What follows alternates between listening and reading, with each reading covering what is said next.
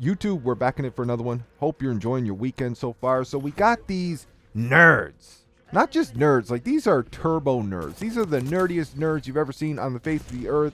You guys know the type of people I'm talking about. They don't play the game they're soldiering for. Like, they soldier for these multi-billion-dollar companies and all that, but they don't actually play the game, though. They spend their entire lives, like, hating on other games that's any type of a threat, even though they're not really a threat, but like, anything in the space, like, you guys know the people that I'm talking about. These people are some weird-ass creatures, turbo nerds, and they just, I'm never going to understand them, bro. And they might try to tell me in that nerd-ass voice, you guys know what it is.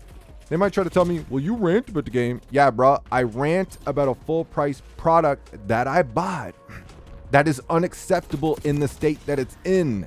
I'm sure we can all agree that the Call of Duty, my favorite Widow video game, I'm sure we can all agree that Call of Duty is not exactly in an acceptable state at this juncture of all junctures. So we rant about it because it is a full-price product. What are you getting for defending it, bro?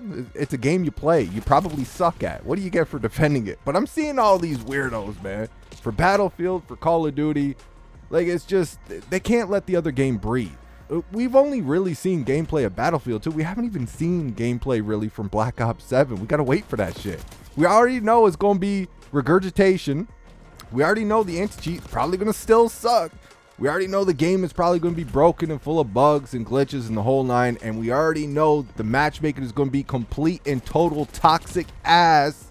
And you still got these weirdo nerds, turbo nerds. We got this. If you've seen my community post, you know which one I'm about to show you, man. But I'm seeing them everywhere on the socials. We got Jay Gunna, 98. Listen to this dude. So for some reason, this landed on my timeline. All right. I have no idea who this dude is. No idea the dude he was arguing with. Have no idea. One was a Battlefield fan, and one obviously is the Call of Duty fan.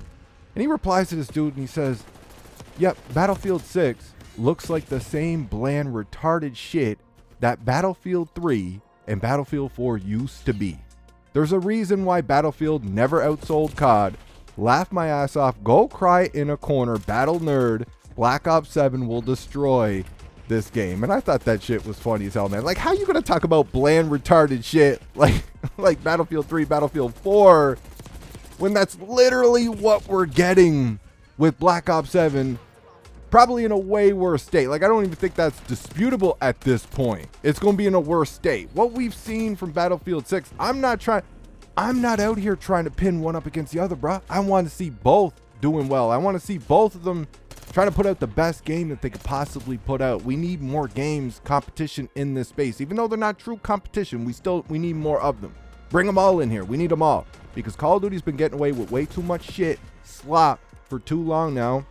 And nerds like this, like Jay Gunna, just eat it up, soldier for it, defend it, the whole nine. I want to see both guys. I'm not trying to compare the two, but for the sake of turbo nerds like Jay Gunna, we're going to oblige him for a second, because I love pissing off these Giga fanboys, man. It is so funny to me. They get so butthurt, like they start leaking tears out of their booty.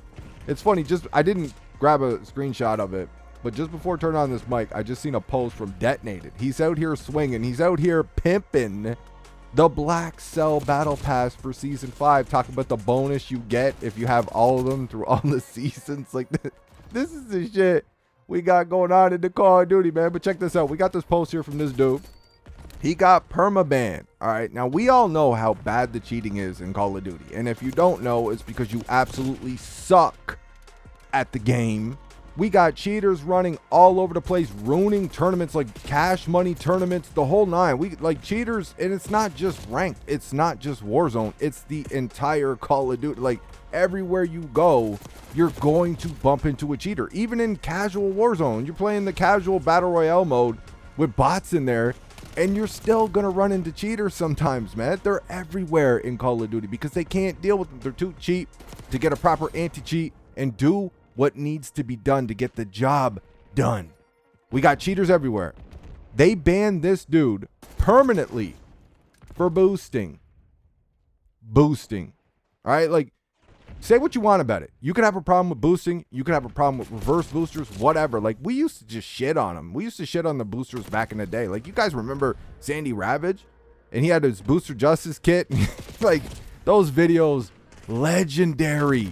We used to just take those matters into our own hands, man, because, yeah, they were fucking over the players. If they were using their streaks and shit, they were fucking over the players that were in that lobby.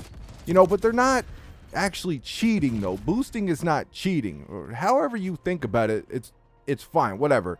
Is it a perma-bannable offense when we see dudes running around with aimbot, walls, the whole nine for months and months? They're on the top 250 leaderboards.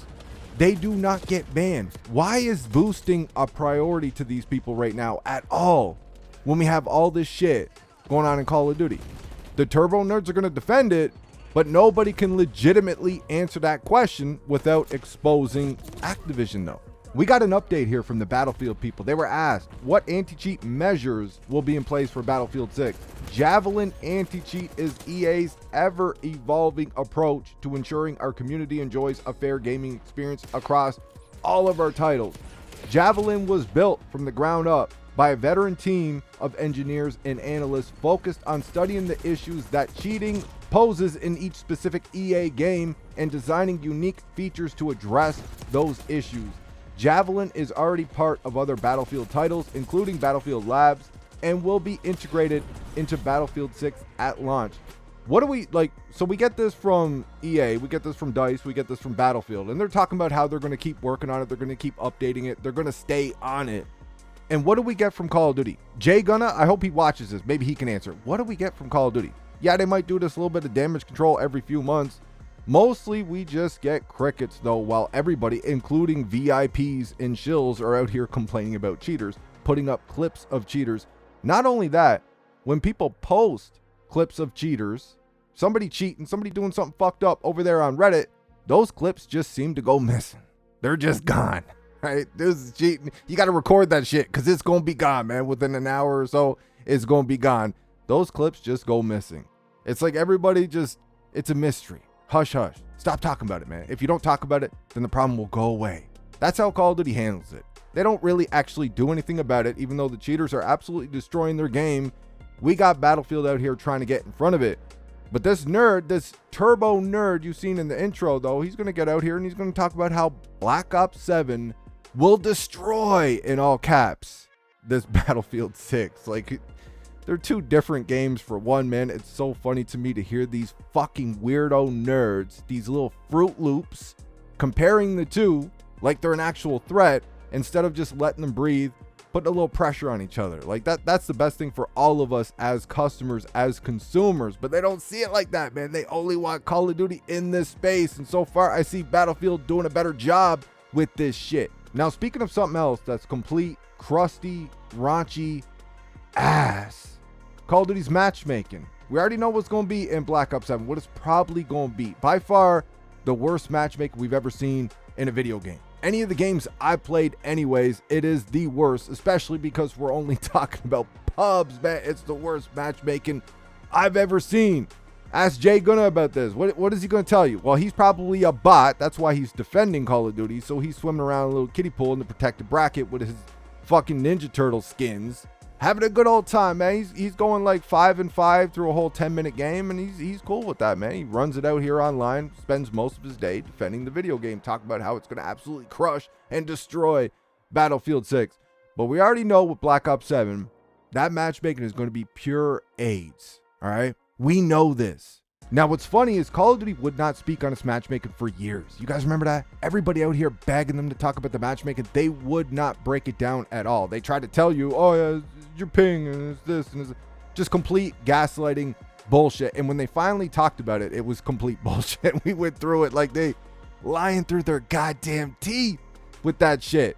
Well, DICE had a little something to say about their quote-unquote matchmaking in Battlefield 6. Team balancing specifically is what they're talking about here. Will prioritize 4 main factors: your ping, your location, your skill, and server fullness. Such factors and their prioritization will be based on each game mode. It won't be the same across all. I'm not in love with the skill being in there. I just think pub should be pub, but they're talking about team balancing, so I get that part of it. Like they're balancing out the teams. It sounds like the matchmaking Like what they're doing here with the team balancing is the same thing you've seen in older Battlefields before. It's not straight up skill-based matchmaking. And they're being honest about this shit. They're telling you what it is. They're coming out here and they're telling you what it is. What I think this game needs, though, is a server browser. When you have a server browser, you can't implement skill-based matchmaking. But this is where the team balancing would come into play. We need a server browser. We had one in 2042, but only in Portal, though. You just need to give us a server browser, man. That's it. But this team balancing, I do not have a problem with this at all. At all. Other than, the skill, but like I get it at the same time too. I do not have a problem with this. Too bad we can't say the same thing for the Call of Duty, the best game ever, man. We're so back. COD is saved. Black Ops 7 is going to be the best Call of Duty ever. It's going to be the best game ever. It's going to destroy Battlefield 6, and Battlefield 6 look bland, like it's regurgitation like BF3 and BF4. Like, you got to listen to these nerds. Oh my goodness. But anyways, that's all I got for this one. Let me know what you guys think in the comment section. I hope you enjoyed the video, and I'll talk to you on the next one.